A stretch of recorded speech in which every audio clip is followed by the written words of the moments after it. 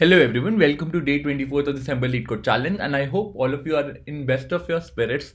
It's Christmas time, so wishing you a very happy Merry Christmas in advance, although I'll see you tomorrow as well.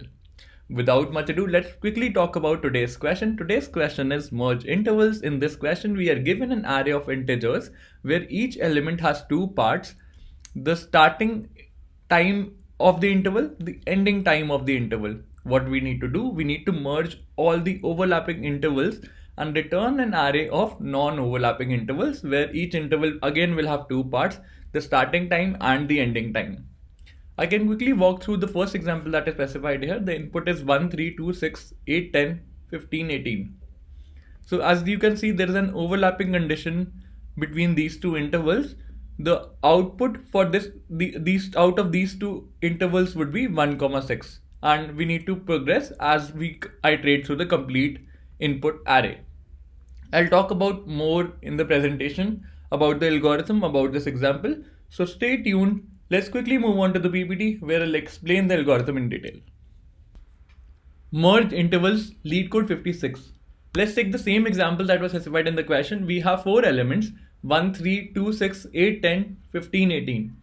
And in order to give direction to my algorithm, what I'm going to do, I'm going to sort this input array on the basis of starting time. How will this help us? I'll talk about it in the later section, but always remember, in all those questions where intervals are involved, you have to do sorting either on the basis of start time or end time. So once we are done with it, in this case, the array will remain as it is. We'll have 1, 3 as the first element, 2, 6 as the second element, 8, 10 as the third element, 15, 18 as the fourth element. Also, we'll be pretty sure that once we are standing at a particular element, the next start time will either be equal to or higher than the current element after we have performed the sorting operation.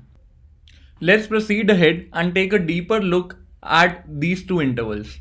So let's draw them on a 2D plane. We have 1, 3 depicted as this, 2, 6 depicted as this. We are pretty sure that 1 is lower than 2. The current start interval is lower than the next start interval. And what do we need to also compare in this case? We'll compare the start time of the next interval with the end time of the current interval to see actually whether there is an overlapping condition or not. Since the end time of the current interval is greater than the start time of the next interval, we can clearly say that it's an overlapping case. So we have an overlapping region starting from 2 up till 3. What do we do in such case? We have to perform the merging operation. How? Let's try to understand it. The start time of the merged interval will be equal to the current start node. Current start node is 1.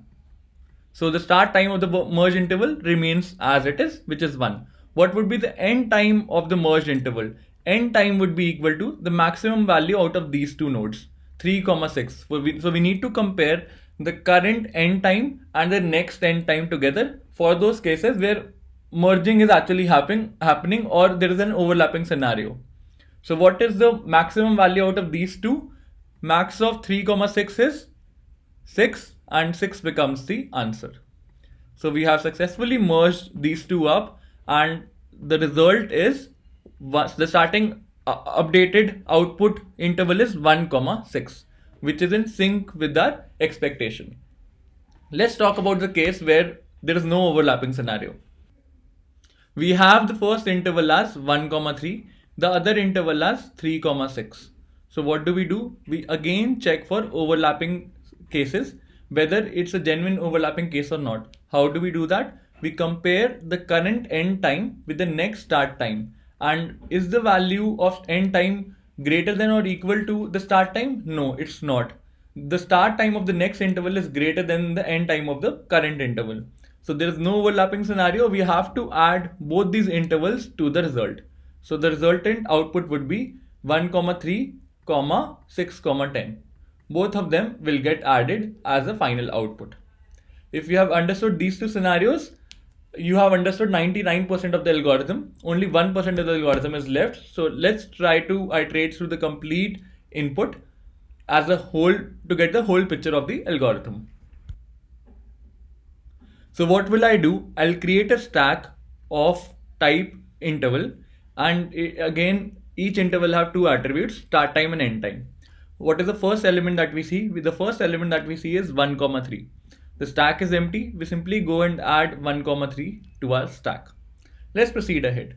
Next interval that we foresee is 2 comma 6. So what do we do in such case? The stack is not empty. We pull out the topmost element of the stack, or we peek the topmost element of the stack, and we check whether it's an overlapping scenario or not. Is there an overlapping scenario between these two intervals? The answer is yes. We have already seen that. And what do we do in such case? We perform the merging operation. So what is the merged interval? The merged interval is 1 comma 6. So what do we do in such case? We delete this element. We add 1 comma 6 to the stack. Let's proceed ahead. Next we see is 8 comma 10. So again we'll do the same thing. We'll pull out the peakmost element of the stack, and the peakmost element of the stack is 1 comma 6. The next element is 8 comma 10. Is there an overlapping scenario between these two? The answer is no. 8 is greater than 6. So what do we do in such case? We simply add 8 comma 10 to the stack. Let's proceed ahead. Next we see is 15 comma 18. And let's pull out the topmost element of the stack. The topmost element of the stack comes out to be 8 comma 10, and the next upcoming element is 15 comma 18. Is there an overlapping case? The answer is no. What do we do in such case? We add 15 comma 18 to the stack. And once we are done with this, what do? We simply pull out all the elements that are present in the stack and create the output format in which it is to be returned. Pretty simple and straightforward. Now let's quickly walk through the coding section where I'll exactly do the same steps as I talked here. So let's get started. As the first and the foremost step, I have sorted the intervals on the basis of the starting time, a comma 0 minus b comma 0, in ascending order. Next I go ahead and create a stack wherein the generic type is an array of integers for storing the start and the end time. Let's start the iteration. What do we do? As the first step, we check if the stack is empty or not.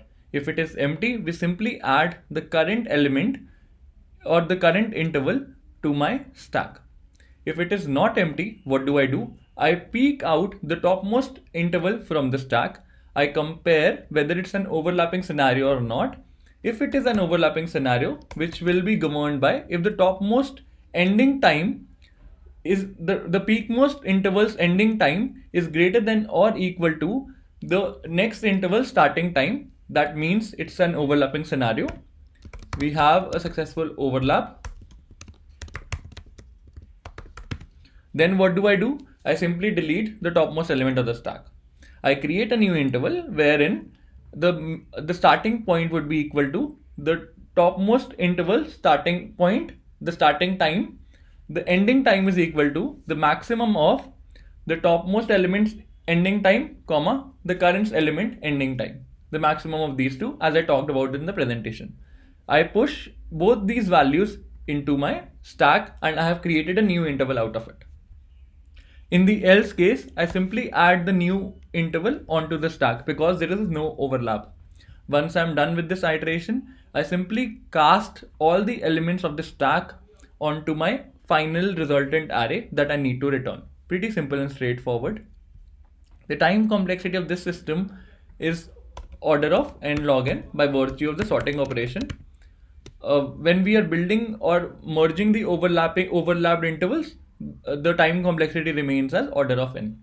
Therefore, the overall time complexity of the system becomes order of n log n. This brings me to the end of today's session. I hope you enjoyed it and I made sense to you guys. If you genuinely liked it, please don't forget to like, share and subscribe to the channel. Thanks for viewing it. Have a great day ahead and stay tuned for more updates from Coding Decoded. I'll see you tomorrow with another fresh question. Till then, goodbye.